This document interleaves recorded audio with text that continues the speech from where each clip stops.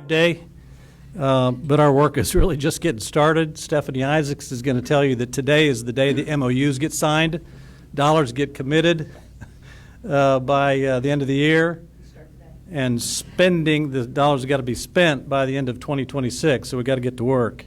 This is really just the end of the beginning, and now the real work begins to commit the funds. So,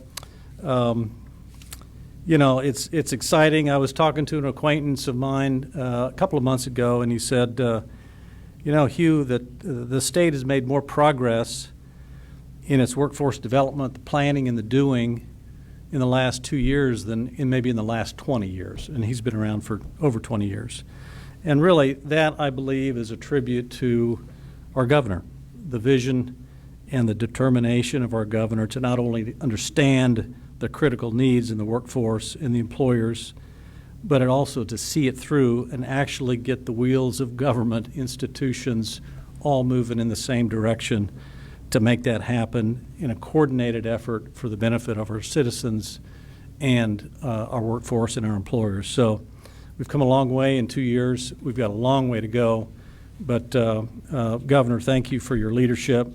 And it's a distinct honor for me to introduce you, our 47th Governor, Sarah Huckabee Sanders.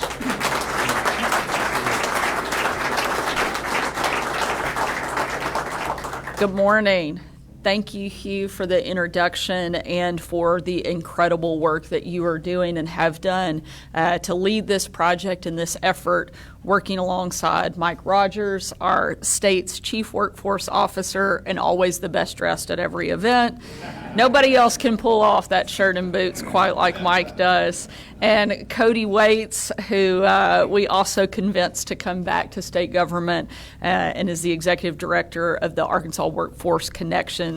And this team, Cody, Mike, Hugh, all of this group coming together, working tirelessly to break down silos and make sure that government is actually working with the private sector, with our institutions of higher ed.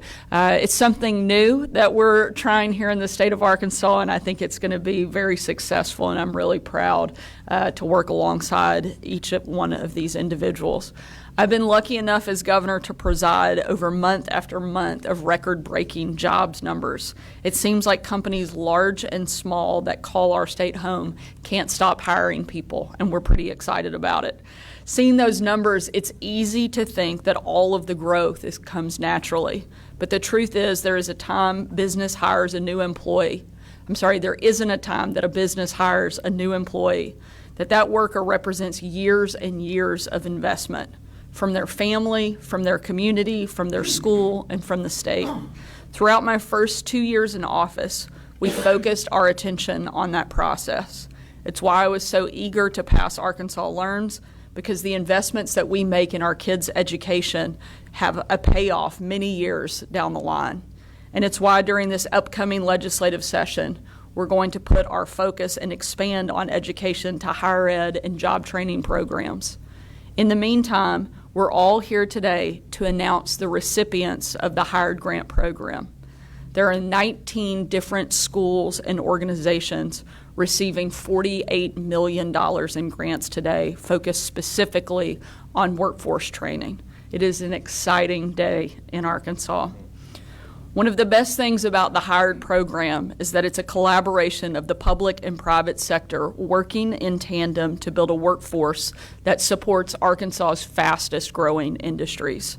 As I've traveled the state over the past 2 years, I've had the chance to meet with many of Arkansas's business leaders. They always ask me where they can find more employees. Hired grants are going to be a big part of that solution.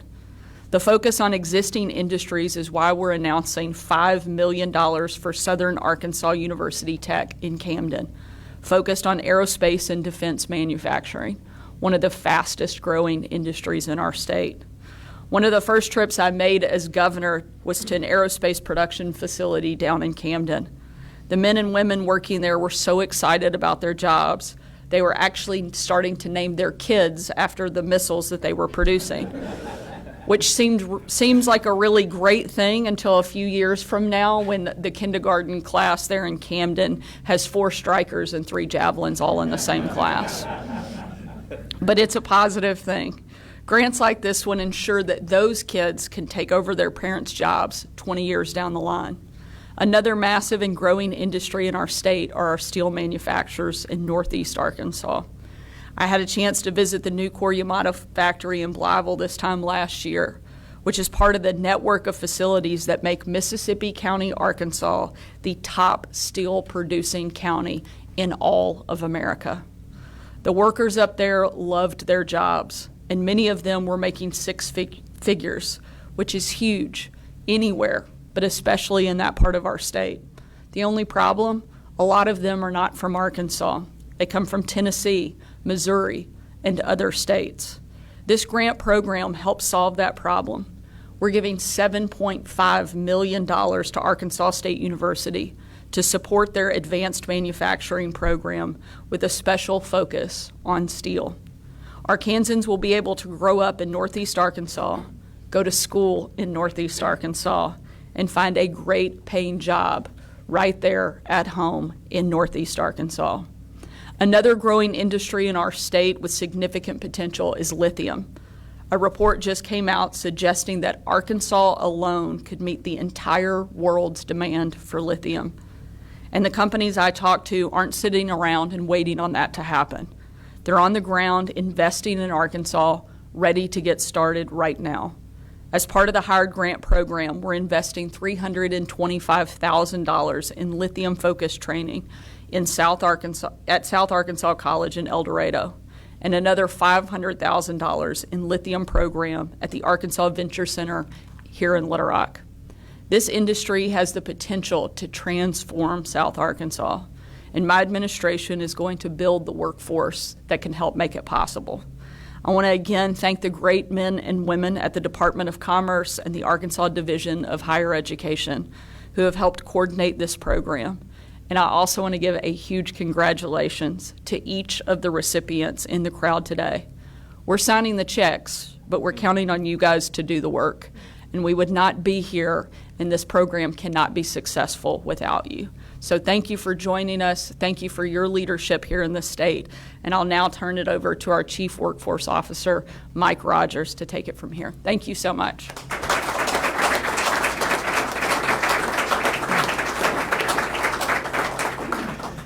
The governor offered the congratulations. I'm here to offer you condolences because those parking spots up front weren't there for you to come in and so you can leave quicker and go to work. So many great things happening in the state. I look at the map, and one of the pleasures I have of traveling the state and getting to see the amazing things happening for Arkansas. You know, this process, and you can't beat a process when you have great people involved in a strategy that is so unified. It has been a pleasure to get there. Several that might not have been qualified this round, there will be more. It's almost like the parable of the talents. When you've been faithful with an amount, how much more is given? But this wasn't a personal decision. There wasn't any politics or bias, and it wasn't even government. This was a business decision.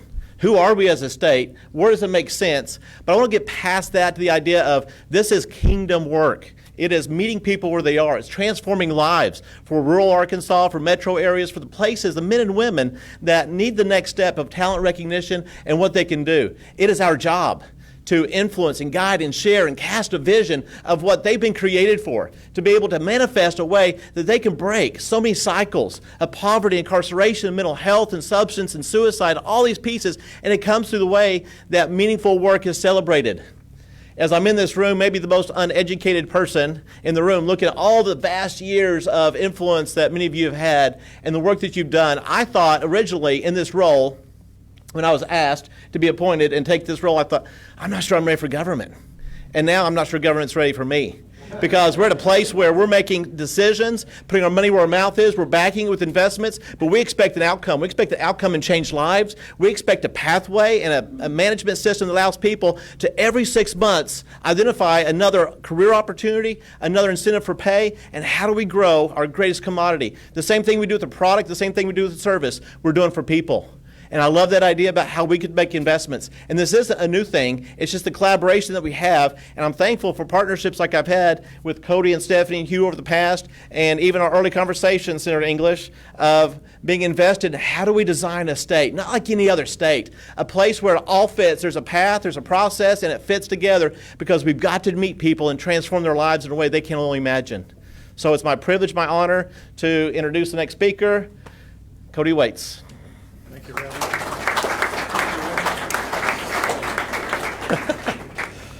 It's always a pleasure to get to follow Mike, right? He brings the energy no matter where he's at. We just had a WIOA Partners Conference meeting last week, and he brought that same energy as well. You know, the other thing that was mentioned when you were rattling off those names, I was thinking as well, like if you named your kid Mars, right, and everyone would say, "Hi, Mars," as part of the missile defense system down in Camden. Some of you didn't get that joke, so I hope our South Arkansas people did. But at the end of the day, everyone's kind of, when you get to go last, everyone kind of takes a few of the things that you were going to say. But I kind of want to talk about the process that went into this. This was about 6 months ago. We really started getting in the thick of this. And I'm going to look at my friend Tina Moore in the back a little bit because if you don't know Tina, she did a lot of legwork as it relates to just the coordination, the logistics, setting up the RFPs, the webinars. And so I just want to give a round of applause for Tina real quick and the work that she did. And I think that just goes to show the intentionality that the governor set forth through Mike and through Hugh as part of the workforce strategy, the workforce cabinet, to us working collaboratively across departments to ensure that we were able to work together to make sure that this $48 million was spent efficiently and effectively. And Mike's right, it was a business decision. There was no looking at it any other way. It was really what makes sense from our workforce and economic development priorities and how are we going to invest in that in the long term. So I look back and on the last day of the RFP and when the letters of intent were filed, and I'm going to look at all of you in the crowd and I'm just kind of curious, at one point we had 46 letters of intent on the last day that they were to be submitted, and we said, well, maybe we're not going to get as many as we thought. And by the end of the day, we had 152, I think. So it's good to see that we got that done because we were wondering what was going on there. But, you look at that and you fast forward just a few weeks later, we had gone through and we reviewed all those letters of intent and it boiled that down to less than 50 in terms of the number of applicants that we moved forward to that next phase. And then now you look today and we're down to 19 that we're sitting here today congratulating for the work that you've done. And Mike's right. The work doesn't start today. I mean, it doesn't end today. It really starts today. So a couple other things I want to mention is, OSD. There's been a lot of talk about OSD and Stephanie and her leadership. One of the things that you're hearing a little bit about right now is government efficiency. And I think you got to look at the Skills Development Office and the vision of Senator English years ago in terms of government efficient. It starts right there. You're talking about a group that on an annual basis oversees just shy of about $50 million a year with a staff of 11. And not too long ago, we were in this same room announcing Align grants, right? Arkansas links industry to growing nurses. That was a tune of about $25 million that's going to funnel through the Office of Skills Development. They're working with a number of you to deploy those funds. And now these same $48 million are also flowing through the Office of Skills Development, and they're doing it without increase in headcount. They're not asking for administrative fees, and they're doing it with the work that they do every day. So I want to give a round of applause to Stephanie and Office of Skills Development and the team that they do every single day. And in closing, and before we get to the ceremonial pictures and big checks, and I hope everyone loves a big check, there's not a conversation that doesn't take place, whether it's daily, weekly, monthly, when we're in these rooms having conversations with businesses either looking to expand their footprint in Arkansas, looking to relocate their business here in Arkansas, or just kind of understanding what the landscape looks like that we don't get asked about workforce. And so, this investment today, the investment we made previously, and the investments we're going to continue to make sends a strong message, not just here in the state of Arkansas, but nationally and globally, that Arkansas is here to compete. And this work helps Clint O'Neill and his team within economic development do their job better. So with that, a couple of housekeeping items. Stephanie, please join us up here as she's going to do the MC. When your organization is called, please proceed up here to the front. With legislators, if you would like to join for the picture, please do so as well. And we're going to get started with the ceremony. So thank you all very much.